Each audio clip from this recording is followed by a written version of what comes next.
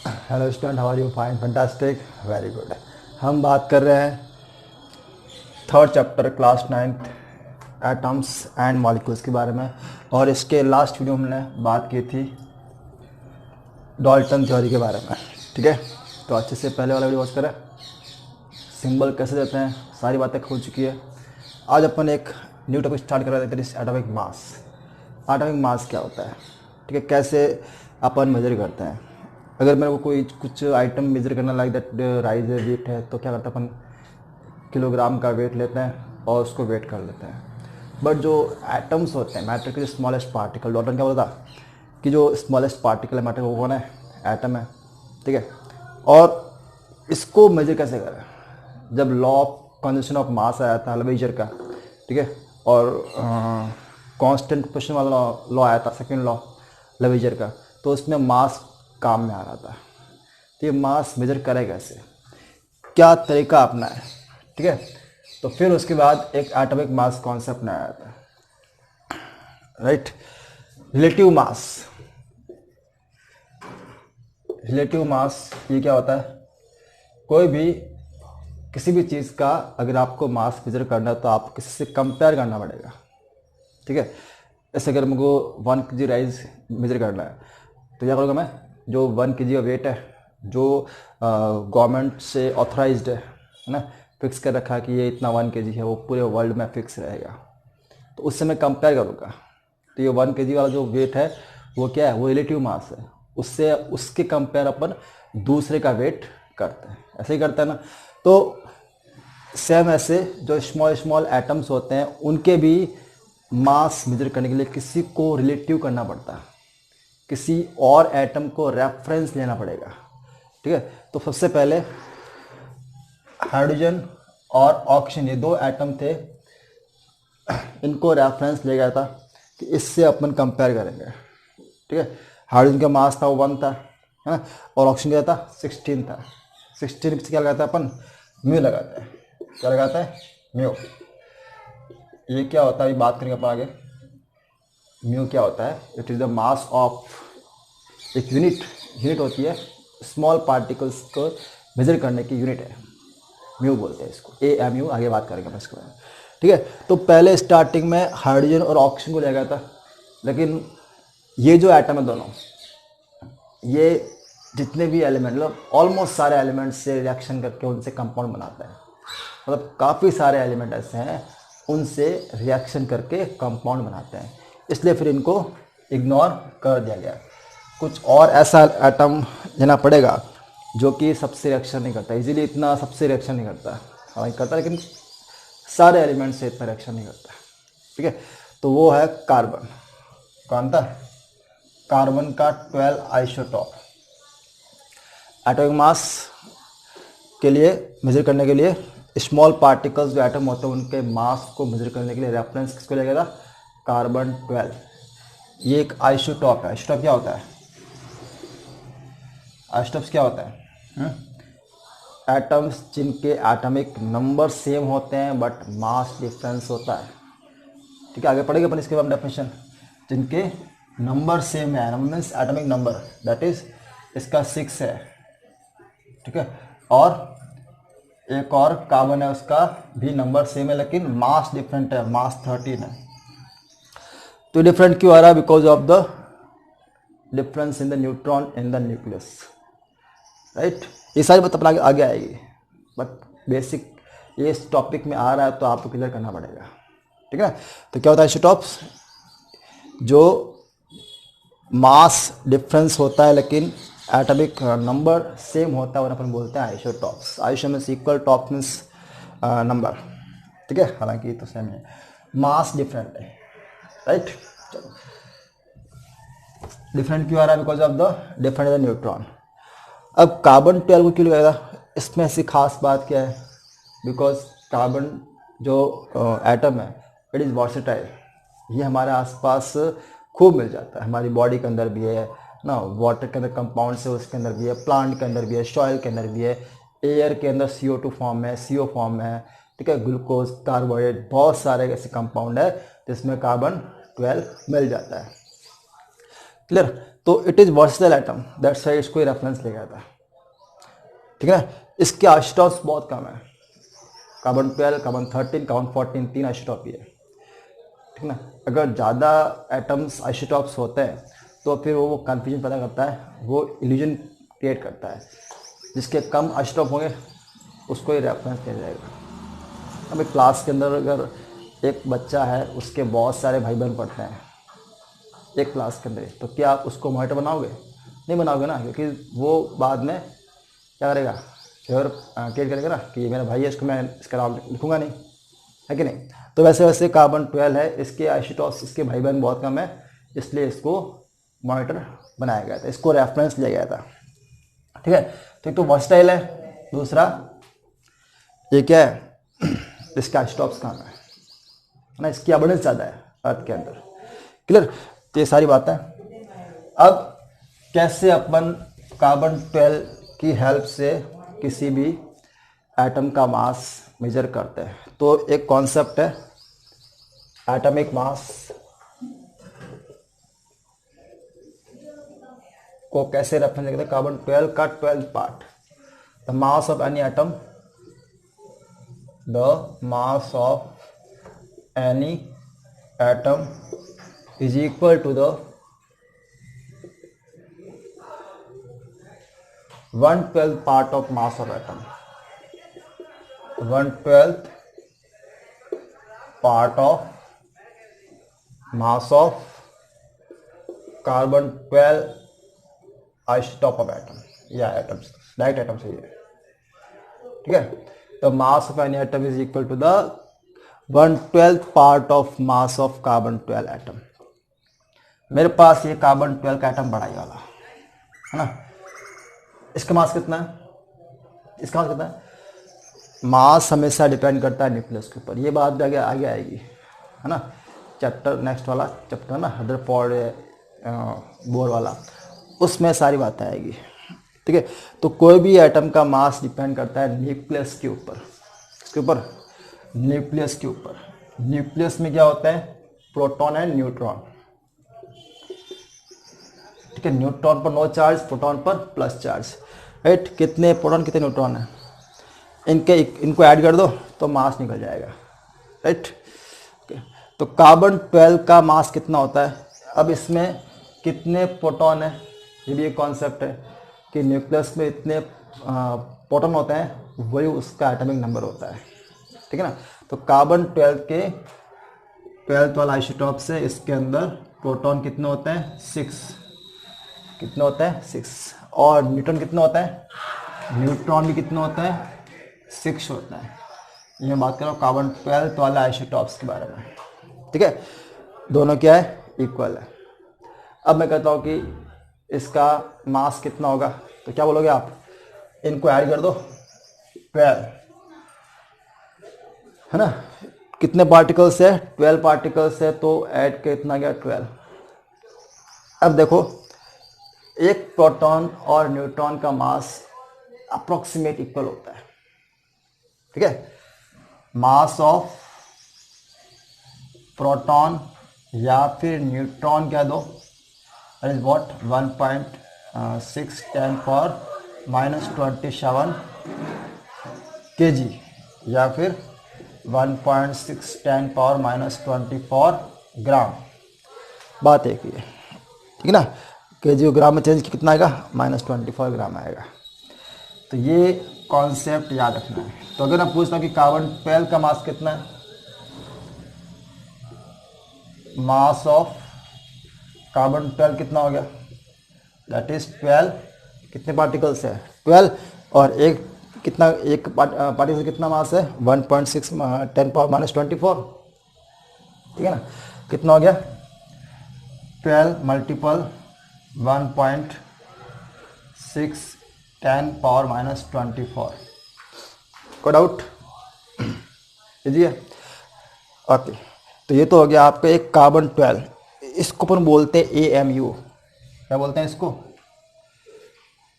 इसको बोलते हैं AMU, एटॉमिक मास यूनिट, यानी कि एक प्रोटॉन का मास होता है ना, उसको अपन बोलते हैं AMU, एटॉमिक मास यूनिट। ठीक है, क्या बोलते हैं AMU for, it is atomic mass unit, है ना। ये इसको अपन शॉर्ट में क्या लिखते हैं, म्यू। क्या लिखते हैं, मैं यहाँ लिख रहा हूँ, थोड़ा यहाँ पे स्पेस कम है, मैं यहाँ पे आ रहा हूँ। Atomic mass unit, that is what, mass of proton. एक प्रोटॉन का मास कितना होगा, वही इसका क्या होगा, एटॉमिक मास यूनिट होगा। 1 एटॉमिक मास यूनिट की बात करें अपन, एक AMU कितना होता है, is equal to the mass of proton. कितना आएगा वो, 1 AMU is equal to 1.6 minus 10 power minus 24 gram, ठीक है, 1.66, ले एक ही बात है। तो ये हो गया 1 AMU के बारे में, राइट। तो यहाँ पर अपन कार्बन 12 कितना होता है, 12 AMU, ठीक है ना। अगर मुझे 1 AMU निकालना तो मीन्स कार्बन 12 को यहाँ से अपन डिवाइड करते हैं, ठीक है। क्वेश्चन क्या, कॉन्सेप्ट क्या है, the mass of any atom is equal to the 1/12 part of mass of carbon 12 atom, ठीक है ना। तो कार्बन 12 एटम का मास कितना है, that is here 12 multiple 1.6 multiple 10 power minus 24। तो 1 इसका 12 पार्ट कर दो, ठीक है। तो 12 पार्ट कितना आएगा इसका, अपॉन 12 करेंगे तो कितना आएगा, 1.6 माइनस 10 पावर 24 आएगा माइनस में, है कि नहीं। तो ये वाला कॉन्सेप्ट ही लगाना है यहाँ पर, ठीक है। मास ऑफ एनी एटम, या फिर मास ऑफ 1 AMU की बात कर रहे हैं अपन, वो कितना आएगा, 1/12 पार्ट ऑफ कार्बन 12 एटम, ठीक है। तो 1/12 कितना हो गया, ये वाला। एक कार्बन का कितना मास है, 12 मल्टीपल 1.6 माइनस 10 पावर 24 अपॉन 12 कर दो, इसका कितना आएगा आंसर, 1.66 होता है 10 पावर माइनस 24 ग्राम। तो ये वाला कॉन्सेप्ट है। इसको अपन एक और कॉन्सेप्ट से भी निकाल सकते हैं, दैट इज मोल कॉन्सेप्ट, उसके बारे में अपन आगे और बात करेंगे, ठीक है ना। फिलहाल तो बेसिक पॉइंट क्या है कि 1 AMU के इक्वल होता है 1.66 10 पावर माइनस 24 ग्राम के इक्वल होता है ना। मोल कॉन्सेप्ट से भी इस आंसर को अपन निकाल सकते हैं, बट उसके लिए आपको मोल कॉन्सेप्ट पढ़ना पड़ेगा, जो कि अपन आगे बढ़ेगा, क्लियर। तो ये सारी बातें आप फटाफट नोट करो। 1 AMU क्या होता है, AMU is the unit of mass for the small particle, clear, atomic mass unit. इसको एक और पॉइंट लिखो, डाल्टन भी कहते हैं। एटॉमिक मास यूनिट को क्या बोलते हैं अपन, नॉट लिख दो यहाँ पर, नॉट।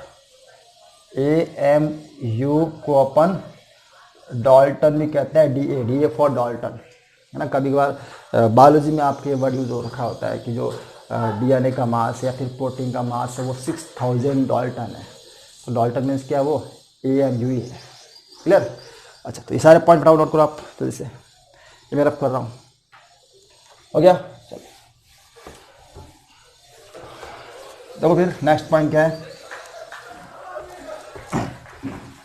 मॉलिक्यूल्स। ये तो गया एटॉमिक मास के बारे में, है ना। एटॉमिक मास को अपन एक और पॉइंट लिख लो, एटॉमिक मास एक फॉर्मूला है, किसी भी एटम का अगर मेजर करना है, इसको अपन सिंबल, इसका सिंबल होता है A। क्या सिंबल होता है इसका, A सिंबल होता है, ठीक है। A is equal to what, number of proton plus number of neutron, right. Proton के नंबर को बोलते हैं अपन Z और न्यूट्रॉन को बोलते हैं अपन N। तो Z प्लस N, है ना। प्रोटॉन क्या बोलते हैं अपन, जितना एटॉमिक नंबर है वही क्या उसका प्रोटॉन है ना। तो उसको Z बोल सकते हैं अपन चाहे तो। और N फॉर क्या है, नंबर ऑफ न्यूट्रॉन। यही डिस्टर्ब होता है, ये डिफरेंस होता है आइसोटॉप केस के अंदर, इसी वजह से आइसोटॉप बनता है। तो ये एक फॉर्मूला आप याद रख लो, इसको एटॉमिक मास मेजर करने का एक फॉर्मूला है, क्लियर। चलो आगे अपन इसको यूज करेंगे मॉल कॉन्सेप्ट के अंदर, इसलिए बता रहा हूँ मैं पहले एडवांस में। फिर देखो नेक्स्ट पॉइंट क्या है,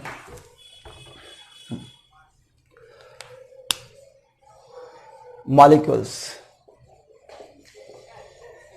मॉलिक्यूल्स क्या होता है? When atom combine together they make molecules. When atoms combine they make molecule. ठीक है, मॉलिक्यूल्स टू टाइप के होते हैं, मॉलिक्यूल्स ऑफ एलिमेंट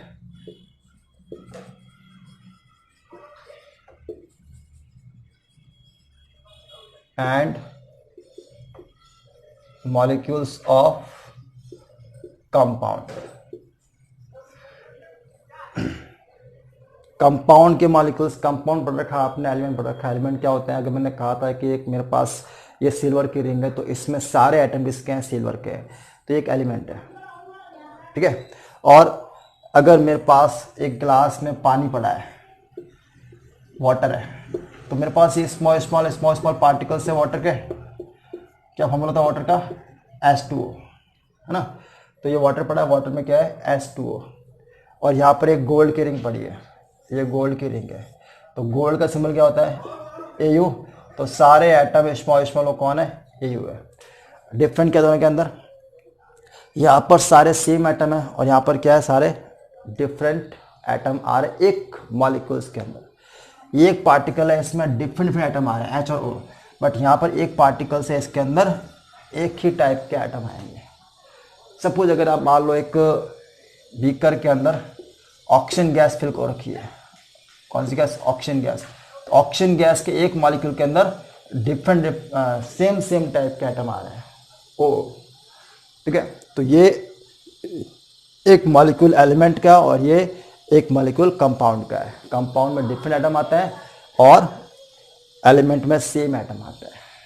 इजी है, कोई डाउट नहीं होना चाहिए। ठीक है, H2SO4 ये एक मॉलिक्यूल है, इसमें डिफरेंट एटम आ रहे हैं। HNO3 एक मॉलिक्यूल है, कौन सा मॉलिक्यूल है? कंपाउंड वाला, बिकॉज डिफरेंट एटम आ रहा है। Cl2 N2 ये सारे किसके मॉलिक्यूल? मॉलिक्यूल ऑफ एलिमेंट है, एलिमेंट में सेम टाइप के एटम्स आते हैं। क्लियर? चलो इसको आप फटाफट नोट करो, सारी बेसिक बातें हैं। फिर देखो टाइप्स ऑफ मॉलिक्यूल, ये तो आपने मॉलिक्यूल्स ऑफ एलिमेंट और molecules of compound. Number of atom के बेस पर अपन मॉलिक्यूल्स को 3 टाइप में डिवाइड कर सकते हैं। अब 3 और 4 भी होता है एक बार। ठीक है, types of molecules on the base of number of atom. Atom के नंबर के बेस पर, एक मॉलिक्यूल में कितने एटम से उसके नंबर के बेस पर एक होता है मोनो एटॉमिक मॉलिक्यूल,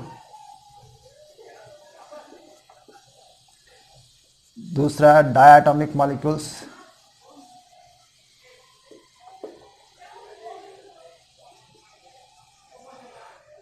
तीसरा है ट्राइएटॉमिक मॉलिक्यूल्स,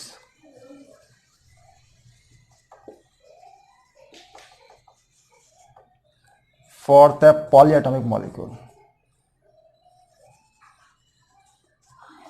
ठीक है, तो डेफिनेशन आप अपने मन से लिखना, क्योंकि मैं बता रहा हूँ बहुत इजी है। मोनो मीन्स क्या होता है? 1, जिसमें जिस मॉलिक्यूल में एक ही एटम होता है, लाइक दैट Fe हो गया, गोल्ड हो गया, सिल्वर हो गया, है ना, सोडियम हो गया, हीलियम हो गया, ये सारे मोनो एटॉमिक है। इनमें एक मॉलिक्यूल में सिर्फ एक ही एटम मिलेगा। ऐसा नहीं कि Na2 Fe2 नहीं होता है। ठीक है, ये एक ही एटम होता है एक मॉलिक्यूल के अंदर। तो ये कौन सा है? These all are mono atomic. Diatomic क्या होगा? जिसमें एक मॉलिक्यूल में 2 एटम होंगे, लाइक दैट N2 Cl2, ठीक है, F2 फ्लोरीन, राइट। तो ये सारे कैसे हैं? डायटॉमिक है। H2 hydrogen gas, oxygen O2, सारे कैसे हैं? Diatomic molecule which have 2 atoms. तो डेफिनेशन आप अपने वर्ड्स में लिखो अपने आप। फिर है ट्राइएटॉमिक, क्या होगा? जिसमें 3 एटम होते हैं। ओजोन है बेस्ट एग्जांपल, O3, ठीक है, ओजोन है, एक ट्राई एटॉमिक मॉलिक्यूल है। फिर अब पॉली में बहुत सारे हैं, ये पॉली एक पॉली एटॉमिक है H2SO4, ठीक है। P for phosphorus, sulphur 8, sulphur में 8, P फॉर फॉस्फोरस, बाकी H2SO4 ये भी एक पॉली एटॉमिक है। HNO3 ये भी एक पॉली एटॉमिक है, ठीक है। तो नंबर ऑफ एटम के बेस पर अपन ने मॉलिक्यूल को डिवाइड कर सकते हैं। कोई डाउट? अच्छा, तो इतनी सारी बातें आप फटाफट नोट करो। फिर अपन नेक्स्ट में बात करेंगे आयंस के बारे में, कैसे अपन फार्मूला बनाते हैं, ये सारी बात अपन नेक्स्ट में बात करेंगे।